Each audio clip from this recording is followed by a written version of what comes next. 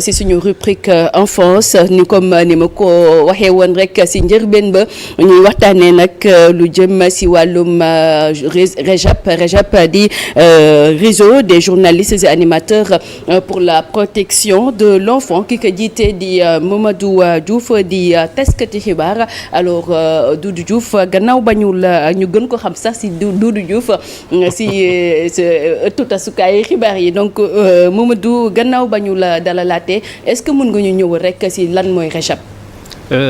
Merci encore Safiatou. REJAP mooy réseau des journalistes et animateurs pour la protection de l'enfant. nga yëkkati kàddu gi tuuti. waaw réseau REJAP ma ne mooy réseau non xale sama xarit la. d'accord dañuy tasee ci ruq yi. waaw d'accord REJAP mooy réseau des journalistes et animateurs pour la protection de l'enfant. nekk benn réseau boo xam ne ay taskati xibaar. ñoo ko séq aussi ak ay animateurs mooy animateur rajo yeeg télévision yi parce que ñoo jàpp ne ñoom aussi seen temps d'antenne yi ñu am par rapport ak rajo yeeg télé yi c'est des temps d'antenne yoo xam ne ce sont temps d'antenne yoo xam ne c'est très suivi et puis promotion en tout cas protection de l'enfant dafay am solo ci seen temps d'antenne looloo tax en tout cas ñu boole leen ci réseau bi nga xam ne on l'a mis en place en 2013 maanaam réseau bi am na 5 fukki at ak lu topp ñu tegoon ko après benn séminaire boo xam ne ñu ngi ko defoon avec le ministère de la famille avec la direction de la promotion des droits des enfants moom moo ñu invité woon séminaire bu ñu paree séminaire bi ci la ñu xalaat ne war nañ mun teg réseau bi pour en tout cas tout ce qui est protection des enfants lutte contre le travail des enfants promotion de leurs droits loolu yëpp war nañ ci mën a taxaw pour en tout cas gën leen protéger. d'accord ana lan moo waraloon wala lan moo gënoon a tax ngeen tekk boobee réseau. waaw moom laa wax léegi ne. maanaam yan manquement ngeen décelé woon. waaw dañoo seetlu woon ne jamono yi sax en 2013 tey par exemple nu internet bi développé woonu ko noonu mais en tout cas il y avait beaucoup de choses yoo xam ne ni yoo xam ne ay manquements la par rapport au travail en tout cas aux enfants amoon na muy par exemple déjà le travail des enfants mooy le travail difficile xale yi ñu leen doon teg ay jafe-jafe parce que déjà nga wax xale rek wax liggéey c'est déjà deux choses yoo xam ne ni dans même phrase yoo xam ne àndul parce que xale ak warul liggéey surtout le travail difficile gis nañu xale yoo xam ne ñu ngi ci chantier yi di yenu ay saako ciment di yenu ay gravier di yenu yoo xam ne ni en tout cas mun na leen impacter ci seen déjà développement mais aussi ci seen jàng après cela on a eu tey le développement de l'internet tey on voit que internet mu ngi fu nekk dans le monde au Sénégal l'internet est très développé à Dakar et dans les régions doo demee ci régions yi dañuy gis ne nit ñi en tout cas tout le monde a son smartphone à son internet parce que léegi connexion cheratul et loolu yëpp dafay impacter sur les enfants sur leurs droits ñun en tant que journaliste dans le code de la presse am na loo xam ne ni jagleel nañu ko pour la protection des droits des enfants yow xam nga ko en tant que journaliste xam nga ne xale boo xam ne ni mineur la waroo exposer image am sans le consentement de ses parents si c'est un article un enfant qui est victime de viol wala yu demee noonu waroo bind turam il faut mettre ses initiales un certain nombre de choses en tout cas qui ont fait que daal ñu gis ne y a des choses yoo xam ne ni dans la société sénégalaise on les appréhende pas par rapport ak protection des enfants ñu ne moo tax ñu tegoon lii di réseau bi nga xam ne en 2013 kii di Doudou Coulibaly nekk journaliste moom moo ko jiite woon man ma ko jël y a de cela quelques mois parce que y a eu un constat que ne temps yi on a vu des meurtres des enfants yu bëri woon fii ay xale yu ñu doon rey y a les élections législatives qui arrivent des fois les élections on les corrèle un peu avec la recrudescence des meurtres des enfants ngay gis xale yoo xam ne dañu toog ba si yàgg élection am rek ñu leen di sacrifier yooyu yëpp daal tax ñu ne bon on va se lever on va en tout cas remettre en selle ce réseau-là pour que en tout cas tout ce qui est promotion des droits des enfants ñun en tant que journaliste comme nous sommes des porte-voix que la communication est notre cœur de métier que ñun ñu def en sorte que ne en tout cas ces abus-là sur les enfants que ces abus-là cessent. D'accord. Après avoir rappelé que la place de l'enfant n'est pas dans la rue comme vous avez l'habitude de le dire tey jii wax nga ko sax déjà ci sa kàddu mooy que ni am na amal ngeen ay liggéey yoo xamante ne da ngeen ko daan amal ay ateliers de formation ak waa ministère du travail ngir ñëw sur les pures formes de travail des enfants addu nga si waaye nga su fekkee ne mën nga taxaw également si mendicité bi un peu. waaw effectivement mendicité bi am na fu ñu ko jàppee comme étant une des pires formes de travail des enfants. Parce que la mendicité peut-être mag yi ma toogal fii ko war nañ ci xam dara. Avant c'était plus pour jàngal xale bi partage, le sens du partage, le sens de la dignité. Mais léegi la mendicité comme on la conçoit maintenant c'est plus une exploitation de l'homme par l'homme. Xale yi dañ leen di jël yóbbu leen ci mbedd bi pour ñu wut xaalis pour yóbbu ko sëriñ bi alors que c'était pas le sens de la mendicité avant. La mendicité avant c'était plus pour apprendre aux enfants la dignité. Ay borom kër yoo xam ne nii seen kër am nañu de quoi faire vivre les enfants ñu doon jël seen doom yóbbu leen ci mbedd bi. C'était pas parce que dañoo ñàkk moo tax ñu doon yóbbu seen doom ci mbedd bi mais c'était plus pour leur apprendre la dignité, pour leur apprendre le partage.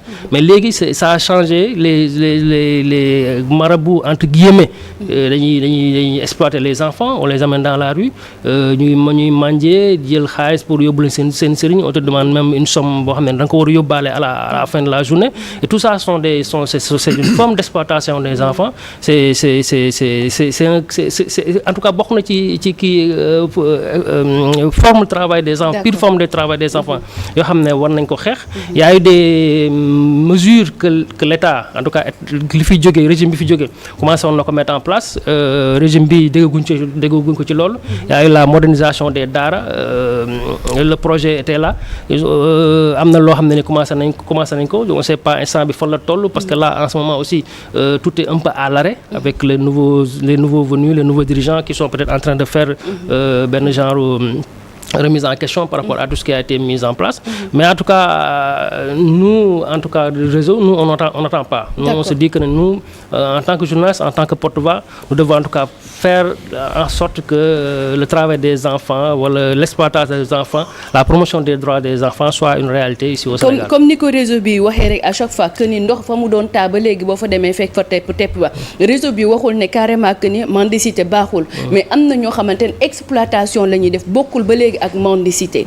Maintenant ñu taxaw tuuti rek ci pire forme de travail des enfants bi nga xamante ne chaque jour journalistes yi dañ koy fësal maanaam xale yi nga xamante ne yaa ngi wax mendicité bi am na ñoo xamante ne ce sont des mendiants mais ay xale lañ mais dañuy dem ba mbëba supposons di fa def recyclage te loolu mën na am njeexital ci seen santé. Am na xale yoo xamante ne dañuy jóge école wala ñoo xamante ne war nañ toll ci jàng mais mënuñu dem fële sa école ba ñu dem jàng ji parce que peut-être seen loxo jotul seen ginnaaw dañ leen di bàyyi ci mbedd mi ñu jaay ay mbuusu ndox wala ak yeneen ak yeneen xale yi nga xamante ne ñu ngi nekk ci secteur BTP bi di liggéey te seen at àggagu fa. Effectivement c'est en tout cas il y a beaucoup d'aspects yoo xam ne nii on peut les prendre en compte par rapport ak ça mais am na loo xam ne mën nañu ko rafetlu tey yow ku la dégg ngay wax ni tu sais que tu sens que ne en tout cas il y a la passion qui est là, la passion de la promotion des droits des enfants mais on va pas désespérer. Tey on a eu au niveau du ministère du travail une cellule de lutte contre le travail des enfants qui ont eu en tout cas l'idée d'intégrer lii di réseau bi le réseau des journalistes dans le réseau journalistes animateurs pour la protection de l'enfant dans le processus de formulation du document cadre de protection des droits des enfants document moom moo nekk nii c'est le plan cadre national de protection ñu leen di nuyu au passage ñoom Mor Bey ak ñoom madame Fall ñoom madame Sow ñi xam ne mooy la coordonnatrice du réseau en tout cas lii c'est le document de référence du Sénégal dans le cadre de la protection de l'enfant c'est un document boo xam ne il a été élaboré de façon inclusive tous les ministères. Parce que le travail des enfants c'est dans tous les secteurs d'activité là. Soo demee dans le transport gis nga xale yi ñuy lang ci oto yi dans les mines xale yi dem ci dans les mines dans l'artisanat gis na xale yi ça veut dire que tous les secteurs d'activité sont concernés par le travail des enfants, par la promotion des droits des enfants, ce qui a fait que en tout cas le document a été élaboré avec toutes les parties prenantes et ñu rafetlu que ñun les journalistes ñun le REJAP le réseau de journalistes pour la protection des enfants on a été intégré dans ce document cadre bi nga xam ne peut-être avec la nouvelle législature qui va être installée la 15e législature qui va être installée normalement après les élections législatives du 17 novembre novembre prochain. Le document va être en tout cas présenté à l'Assemblée nationale, puis adopté en Conseil des ministres, puis présenté à l'Assemblée nationale. ñu en tout cas mu nekk loo xam ne dañ koy rafetlu loo xam ne aussi mën nañ ci am yaakaar par rapport à la protection des enfants, mais il faut aussi que les populations, que les parents aient la culture vraiment de la protection des enfants, surtout la culture aussi du numérique, parce que seetlu nañu aussi que ne internet mu ngi yàq lu bëri ci xale yi. d'accord mu nekk plan cadre boo xamante ne dooroon nañ ko waaye bii dañoo defaat un nouveau plan cadre boo xamante ne 2024 la 2028 nga xamante ne nag comme ni nga ko waxee gannaaw élection législative yi nii war nañ ko mën a jëmmal nga xamante ne fii ak 2028 du ñu waxati ne pure forme de travail des enfants wala on ne parlera plus d'enfants de la rue. ñu ñëw aussi actes yi ngeen xamante ne Rajab jot na ko posé gannaaw buñ ko sampee ba léegi.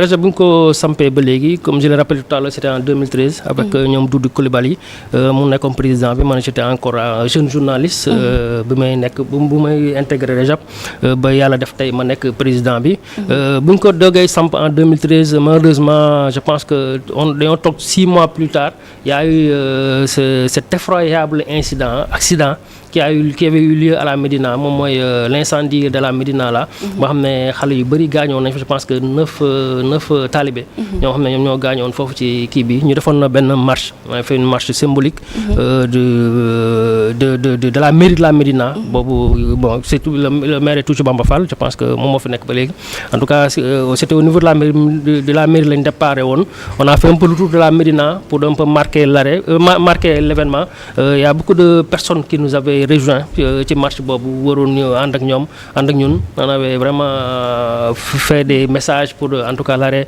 de la mendicité en tout cas wala au moins ñu encadrer la mendicité des enfants au-delà de cet événement-là, malheureusement, le réseau était un peu tombé en léthargie entre 2013 et 2020.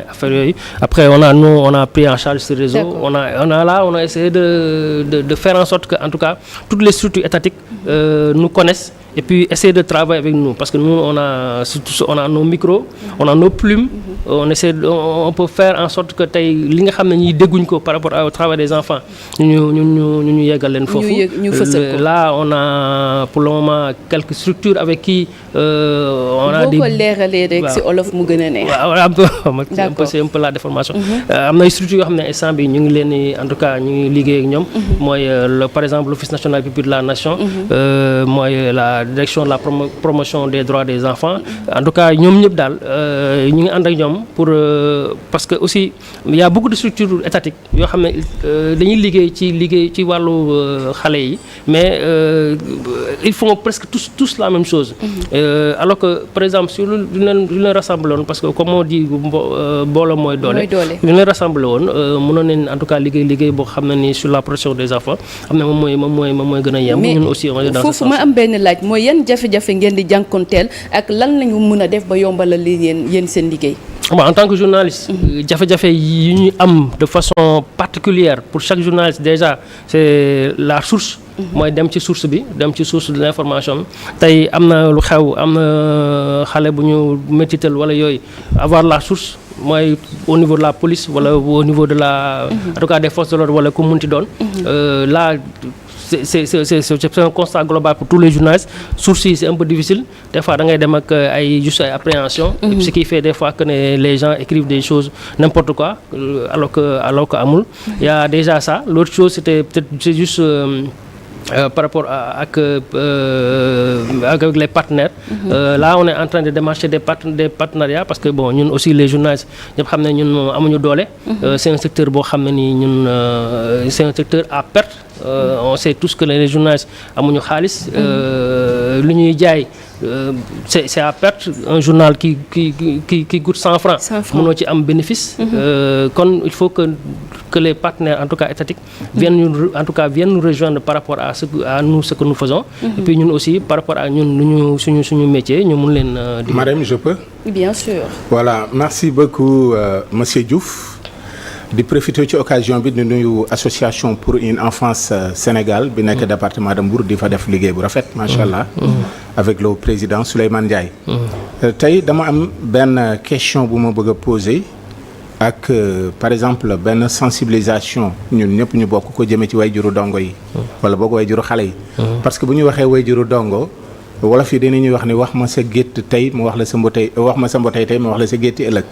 wax ma xale bi nga yor tey ma wax la ëllëgu Sénégal kon donc ñun ñëpp j'ai l'habitude mooy wax ne lépp ñëpp la lu ne ku ne ngi ci. ku ci nekk rek war nga ci mën a ay bay sawaar ban alerte la ñu mën a def jëme ci wayjuru ndongo yi surtout nag nga xam ne ci année scolaire la ñu nekk. ak comme ni nga ko waxee li xale yi di jànkonteel ci mbedd mi nga gis léeg-léeg nga dégg xale bi wàcc na ay wayjuram di ko wër ndek def katub ñaawteef moo ko këf.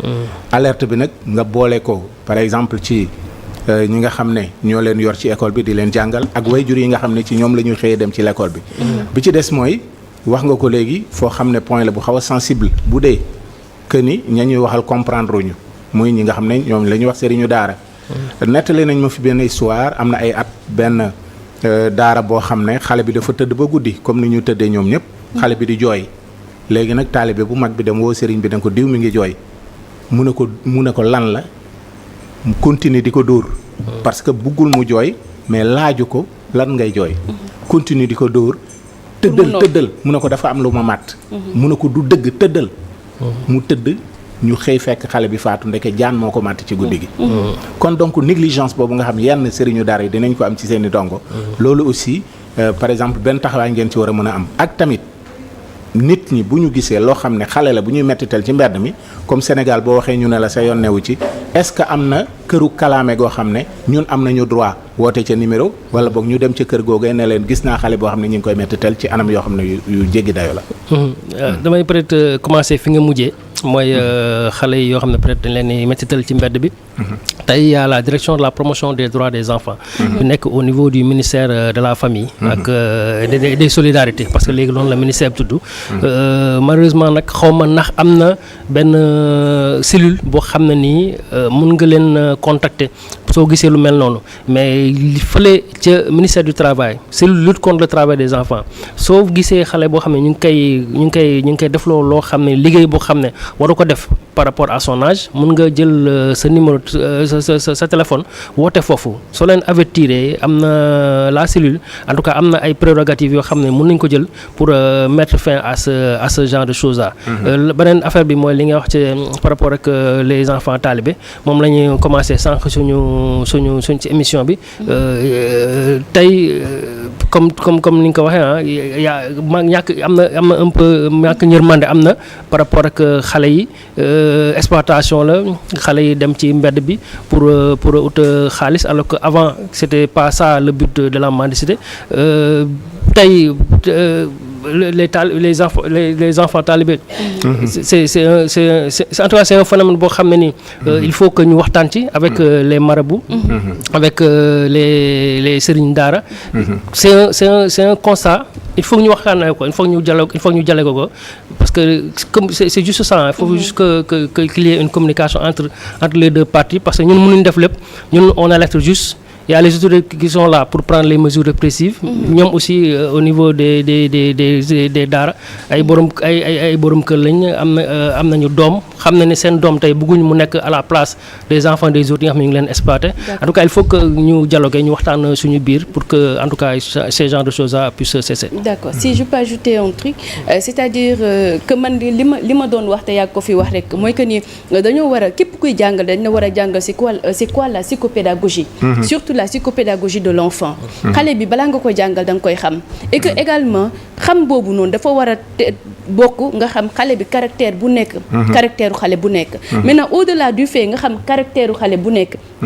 xale bi am na xale boo xamante ne pour nga jàngal ko mu dégg la foog nga dóor ko mu dégg la am na xale boo xamante ne jarul nga koy yuuxu bu xal ak moom ndànk am na xale boo xam ne boo ko yuuxoo rek rey nga ko abadan daay man dootul déggati. am na xale boo xamante ne boo ko dóoree rek wala nga yuuxu ko xoolal mën na la continuer di lay obéir de nga yaakaar ne kii faale na ma fekk faaletu la pare na si yow.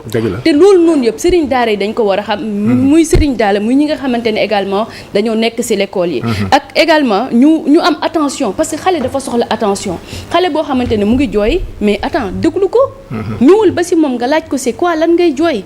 am na yenn yaay yoo xamante ne dañuy gis seen doom di jooy dañuy yaakaar ne xale bi mënagul wax dañuy yaakaar ne peut-être couche bi la wala dara ñu dem dindil ko couche bi mais xamuñu ne peut-être étiquette u yére bi mu ngi ci yére bi ba léegi te xale bi loolu mënu koo wax mais loolu dafa laaj seetlu dafa laaj taxaw seetlu boo xamante ne parents yi dañ ko war a mën a am ci doom yi parce qu'ils n'ont pas demandé à naître donc bu fekkee ni ils n'ont pas demandé à naître dañoo war a tamit jox leen ak yelleef bi nga xamante ne moom la la ñu war a am maanaam moom la ñuy sàkku ci nga xamante ne ñoom ñoo leen fi andi te ils n'ont pas demandé à naître. Merci. D'accord Mbaye Babacar. waaw macha allah am na solo trop. ndax ni ko Khalil waxee. wax ma sa ndaw yi tey wax la sa ëllëgu réew. ay xale dañ leen war a taxaw. wante lépp loo gis ci àddina nag. ak lootaa bi da caa baax. maanaam organiser ko ba nga xam ne day tege ci aw yoon.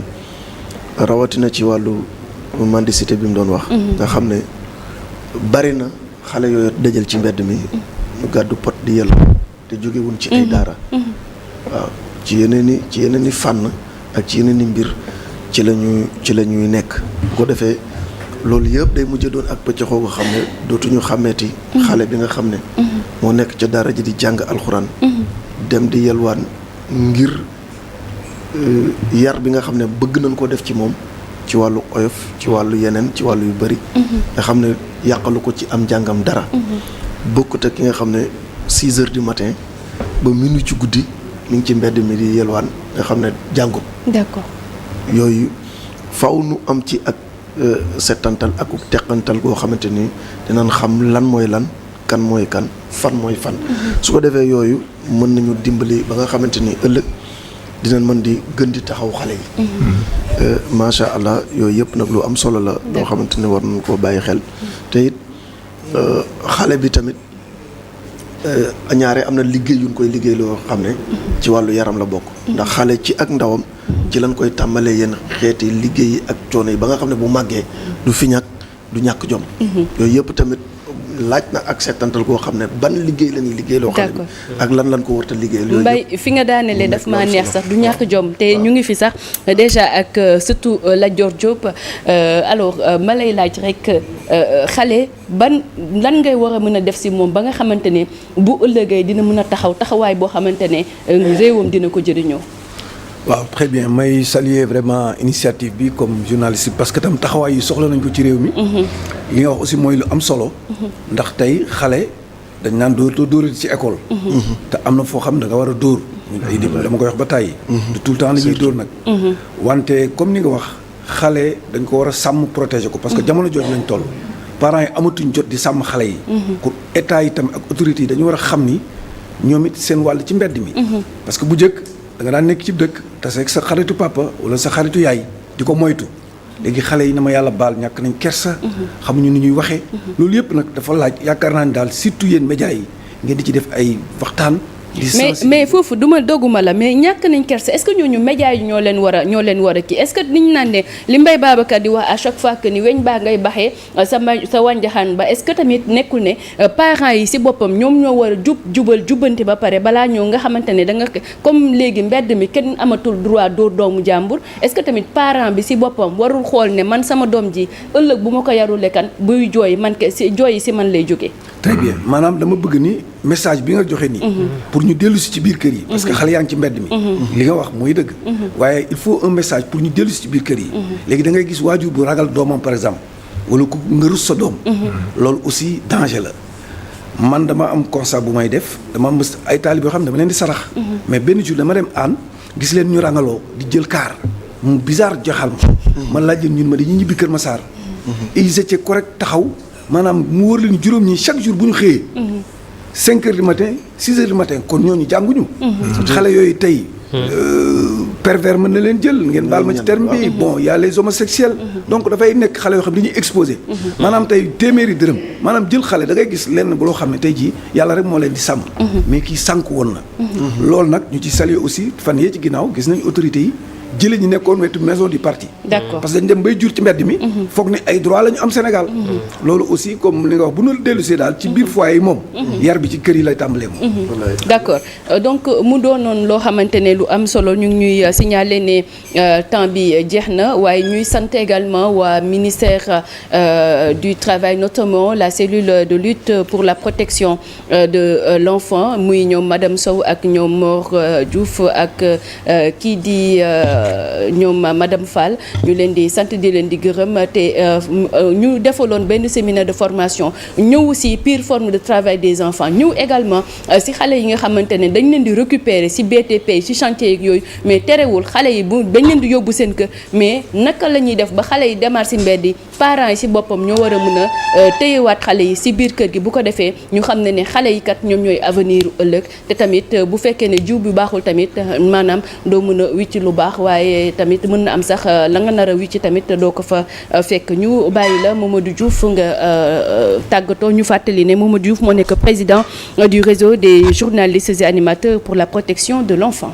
waaw merci encore Safiatou di la remercier waat ci invitation bi di am yaakaar que ne en tout cas appel bi ñu lancé dinañ ko suivre que autorité étatique yi aussi par rapport ak question de l'enfant nga xam ne vraiment yaatu na trop que nañ ci jëlee mesures et puis que situation bi xam naa ne peut-être mënul ko régler ba mu jeex mais au moins que la situation au moins change. d'accord ñu nuyu waa cellule communication bu REJEP ku si mel ni Koumba Sandiane Diouf ñoom Aïssatou ak ñoom Babacar ñëpp ñu ngi ñuy signaler ne temps bi jeex na ñu bàyyi leen nag ñu wëyal ñu dem nag jëli ji suñu deuxième rubrique di li woon démb ànd si ak Mbaye Babacar.